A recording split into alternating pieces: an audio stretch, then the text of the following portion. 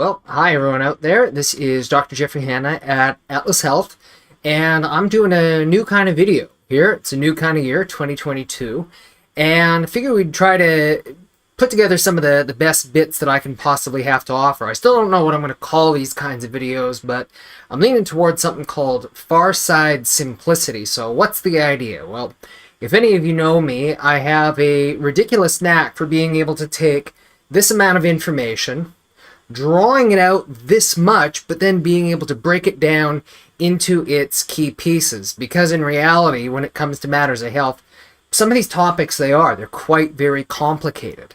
But if we can take the time to translate them, to break them down, despite their complexities, into their essence, we have a much better understanding of knowing what they actually mean. Because when we know what they mean, well, then it gives us an opportunity to do something with it. And so, who are these kinds of videos going to be for? These videos are going to be for people who are looking for answers for challenging health conditions. But then they're also going to be for those doctors and healthcare practitioners so that we can have a better understanding and appreciation for why these different kinds of conditions do matter, ultimately so we can help people get better long-term kind of outcomes. At least that's what my hope. We'll see as we go here. So these videos are going to be a little bit more technical than some of the other ones that I oftentimes do, but I am going to try to break them down, as I said, so that we get the big idea at the end of this. And so what did I do? I went on to PubMed, and PubMed, if you're not familiar with that, basically it's a research database. Any kind of publication that's worth its salt is ultimately published on PubMed, and I'm always on the lookout for articles that are going to be related to neck health, communication between the brain, the body, and different kinds of issues that people can experience if and when that area is not communicated and working the way that it should be. And so to start out 2022, I came across this little beauty right here. And so what I'm going to be doing is I'm going to be referencing it all right here. Don't worry, I'm not going to be reading the whole thing aloud for you. Brand new though. A new hypothesis for the pathophysiology of symptomatic adult Chiari Malformation type 1. So, if you've been diagnosed, your family member diagnosed with a Chiari Malformation, that's probably how you've come across this video. So, first and foremost, what are we talking about? We're talking about a condition of the brain. The brain, well, normally should be sitting inside of the skull. And if this is a little giant model of the base of the skull, we would basically be expecting the brain to sit in this space right through here. And then this space right here, that's the opening at the base of the skull. It's called the foramen magnum. And the brain should not go into that. Because what we're talking about then is you're talking about the spinal canal. Brain's not supposed to go in there. But this is what the issue of what a Chiari malformation is. I want you to think, and I use this analogy very, very commonly, I want you to think of a balloon with a piece of string attached to it, okay? So the brain is the balloon. Your spinal cord is the string. So the balloon's sitting here, and the string should be freely floating like this. Well, I want you to imagine that what I did was I took the string and started yanking on the balloon like that. What's going to happen with the base of the balloon? Well, the base of the balloon, it's going to start sticking down into the opening, into the space where it doesn't belong. And guess what? There's only so much room in there. Why? Because it's solid bone.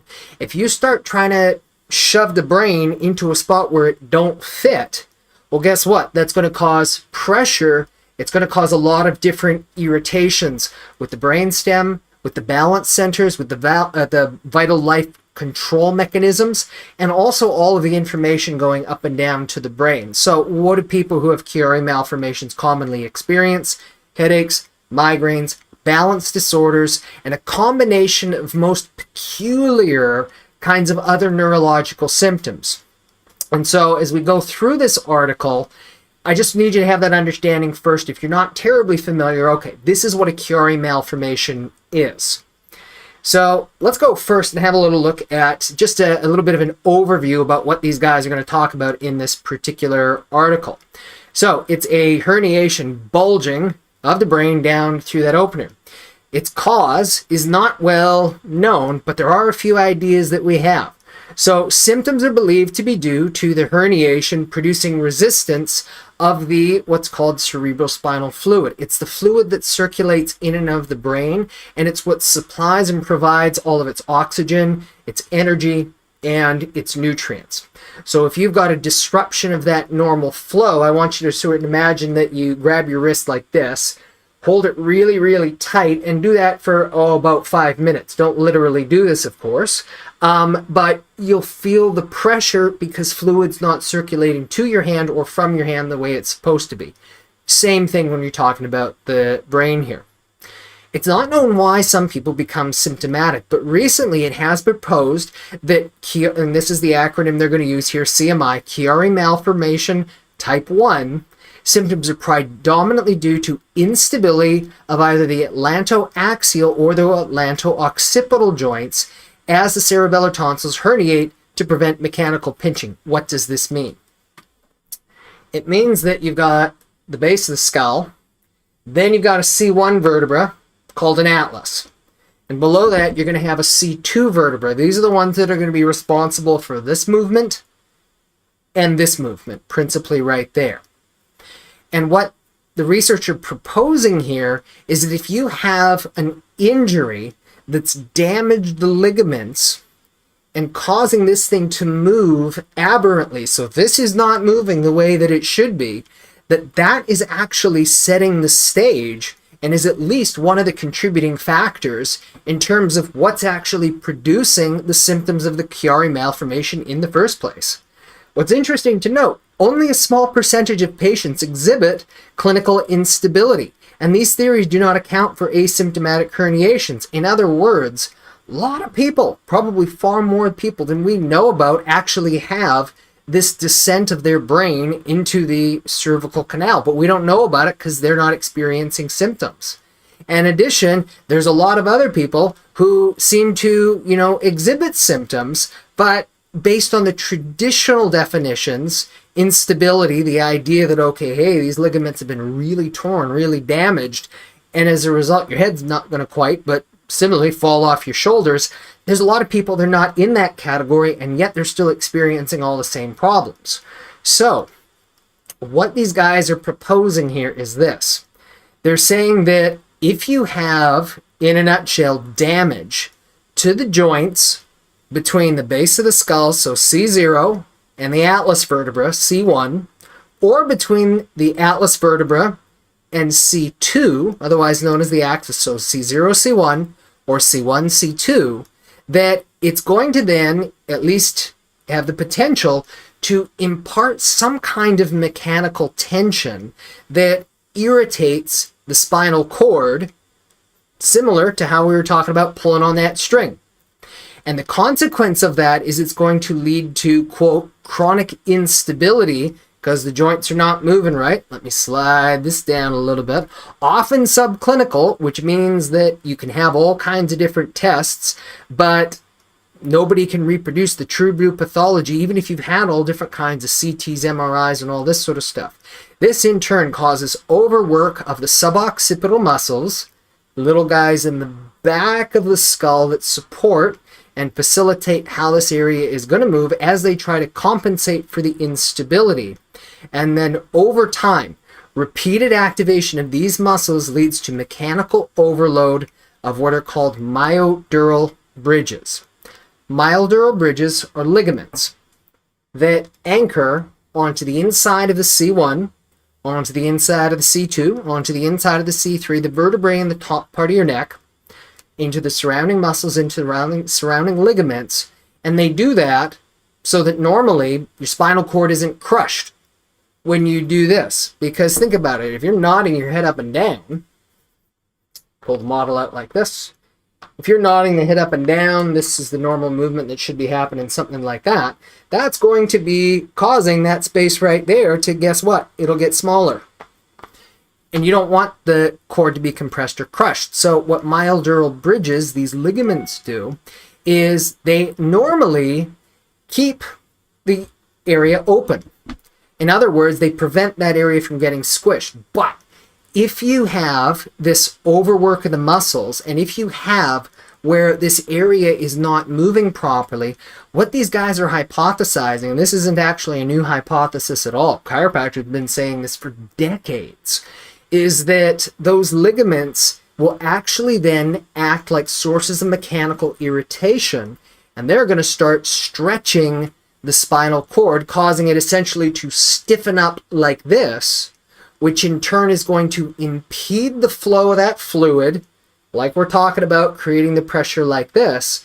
And it's that reversal of the pressure to where the fluid isn't flowing the way that it is supposed to, that ultimately is going to go on to cause, quote, microstructural damage to the cerebellum, brainstem, cervical spinal cord, and lead to symptoms.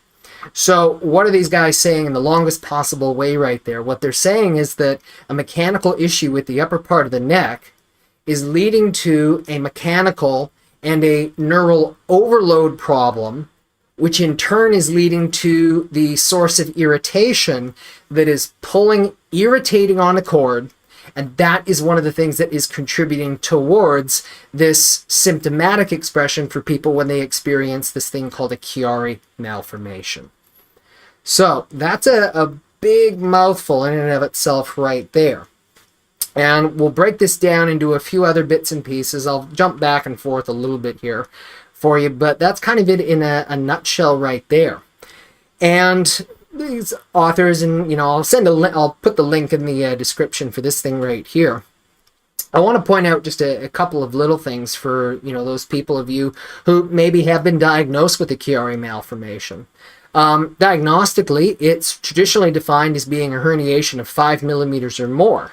In other words, a lot of times neurologists or radiologists, they don't consider these things significant until that balloon is already descending by about 5 millimeters like that. But, I'll tell you, after doing this for 15 years now, that there's a lot of people where their brainstem is 2 millimeters, 3 millimeters, and yet they're still experiencing all of the different symptoms and the problems. And so these guys, they actually openly acknowledge that, saying that, there's a certain, percent of the population where they do show the Chiari malformation, but they don't have symptoms. And other people, they have symptoms, but they don't meet the diagnostic criteria. It's something that's actually called a Chiari 0 or cerebellar ectopia. Fancy, definition, all that sort of stuff. My point being is that one way or another, it's asking for trouble. And so what they note is that there are actually a number of contributing factors. It's usually not just a matter of one thing that goes into creating these issues in the first place. So they go through just a few of these, and I'll mention just a couple of them so that I don't give everybody any leading thoughts in terms of, what is, what isn't, all that sort of stuff. One of them, simply put, is the shape of the skull. So this is my silly little plastic model again right here. And if you may notice the shape of the back of the skull, I'll bring it up right about there. A lot of people, the base of the skull actually extends all the way out like this, but since what's called the posterior fossa, the back part of the brain right there. So some people, it's very, very broad like this. Their head is literally like a bowling ball. But other people, that area is much shallower, like this. And it comes up at a much steeper angle. And so what that means is it means that if and when there's ever that source of irritation down through here, it's more likely that this is going to be sliding down a steeper slope versus it being held in the cup right there. Very little that a person can do about this. This is simply their bone structure, and this is why sometimes conditions like headaches, migraines, balance disorders can have a familial tendency. It's because that bone structure is inherited to daughter, from mom, from grandma, from great-grandma, and so forth and so forth and so forth. And it doesn't guarantee that they're going to have a problem, but what it does mean is it does mean that there's a greater probability that there's going to be a problem. Especially then, if and when you combine it with this stuff right here. Physical trauma and stress. There is substantial evidence that physical trauma and activities play a role in the symptom onset for at least a certain subset of Chiari people. Car accidents, falls, head trauma, sports injuries, certainly common. A little bit more common in females, can even happen during pregnancy, physical exertion. In other words, there seem to be that there is this physical trigger that is making things become symptomatic. And one of the underlying issues then that the authors particularly talk about is the issue between the atlantoaxial, so it's that C1, C2. Some people, their ligaments are more flexible than others. Take me as an example. I am not one of those, let's get that so you can actually see that.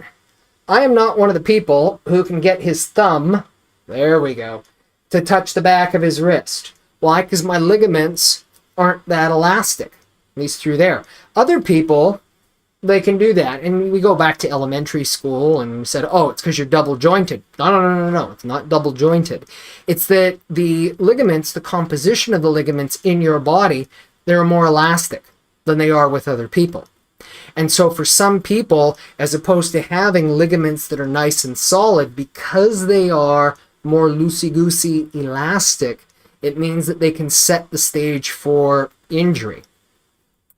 Now, this is actually something that I do want to mention because it is something where I disagree with the authors a little bit right here. They talk about atlantoaxial instability as being one of the major contributing issues. And again, this is an issue between C1 and C2. Now, based on what I know about spinal biomechanics, anatomy, and the way that the body works to adapt for physical stresses and things like that, I know that C1, C2 is the universal compensation joint. And by that I mean it doesn't matter whether you've got an issue with the skull, with your jaw, with your upper neck, with your low back, or with your little toe, that your body is going to use that C1, C2 complex as a way of compensating for it. Don't believe me? Walk around wearing only one shoe for a day. And at the end of the day, put your fingers in the base of your neck right here, and you will feel a very painful, very swollen area. Well, guess what that is? That's the C1, C2 area. So what the authors are saying is they're saying that they believe that that quote-unquote instability is what's creating, or at least setting the stage for some of these Chiari Malformation symptom expressions. But what I would say is that the C1, C2 is actually part of the compensation pattern itself. And more likely, it's because that C1, C2, it's having to compensate for something else. My perspective, of course, because it's directly in the firing lines at C1, C2, it's most likely to compensate for a mechanical injury that actually happened at C1, between C1 and the skull. It's not broken, it's not dislocated, but sure enough, it still is significant enough to cause problems. And, you know, in particular, that's what my interest in being able to help people with Chiari malformations is. Doesn't mean that I'm going to be able to fix that malformation every single time, but it does mean that if you can help so that those joints are moving the way that they are supposed to, there's going to be less tension on the muscles, less tension in turn on the nerves, the proper flow of that fluid around the brain, and then when that happens, we hope and expect where the pressure is going to be lifted and where people can actually get relief from these conditions that otherwise can cause oh so terribly many problems. So that's kind of the take home. I don't think I'm going to go through the rest of the article. I'll leave you to suffer through that one on your own. But again, I'll put that in the link here. But that's kind of the takeaway right here, is that in brief, if you're experiencing either the symptoms of a Chiari malformation, or if you've been recently diagnosed and you want to know what you can do without just having to depend on drugs and surgery, what this article is suggesting is it's suggesting get somebody to have a proper look at how those vertebrae in the upper part of your neck are moving. Are they moving too much? Or perhaps are they moving too little? And then if you can get just the right kind of correction that can lift the pressure, that it can help get things going again the way that they should be so that you can ultimately get back to living life the way that you want to and having the greatest potential for the life that you ultimately deserve and desire. So, thanks for watching the video here. Again, this is the first one that I've ever done like this, and so if you do have any particular comments, feedback, or anything like that, please, I am all ears. I'm open to suggestions, ways of making things better, all that sort of stuff, and or if you have any particular comments or things that you want me to have a look at here at some point down the track. Anyway, we'll leave you there, and so I leave you until the very next time. Take care, everyone, and bye-bye.